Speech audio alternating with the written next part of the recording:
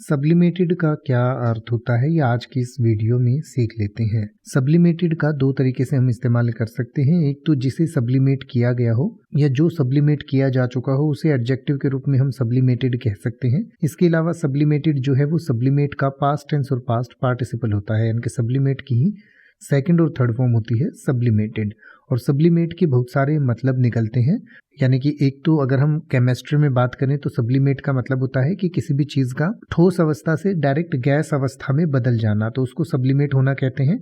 इसके अलावा साइकोलॉजी की बात करें तो कुछ इच्छाएं, कुछ भावनाएं ऐसी होती हैं जो सोशली एक्सेप्टेबल नहीं होती हैं, उनको सोशली एक्सेप्टेबल भावनाओं में बदल देना को सब्लिमेट करना कहते हैं। यानी कि मान लीजिए कोई बहुत एग्रेसिव है, यानी कि मान लीजिए कोई व्यक्ति बहुत एग्रेसिव है या समाज के प्रति उसके दिल में कुछ द्वेष है, तो वो उसको डायरेक्ट किसी पर निकालने की बजाय वो ये कर सकता है कि उसको स्पोर्ट्स में दिखा सकता है अपना एग्रेशन, या अपने आर्ट के थ्रू दिखा सकता है, यानी कि अपनी पेंटिंग्स के थ्रू दिखा सकता है, अपने गानों के थ्रू दिखा सकता है।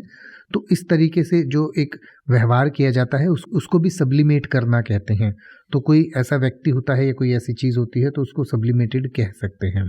और हिंदी में वैसे इस तरीके से भी इस्तेमाल किया जाता है कि किसी चीज़ को परिशुद्ध करना, यानी कि बेहतर बनाना, निर्मल करना, शोधना, उदात्तीकरण करना, उत्तेजित करना, परिशोधन करना, उत्सादित करना या होना, या परिष्कृत बनाना या उभारना, यानी कि किसी चीज़ को उभारना या उत्तेजित करना को भी सब्लिमेट करना कहते हैं। जैसे कि अगर आप ये कहना चाहें कि फूलों की मनमोहक सुगंध ने बगीचे को मनमोहक खुशबू से परिशुद्ध कर दिया या परिष्कृत कर दिया, तो आप कहेंगे sublimated fragrances from the flowers filled the garden with the delightful Saint.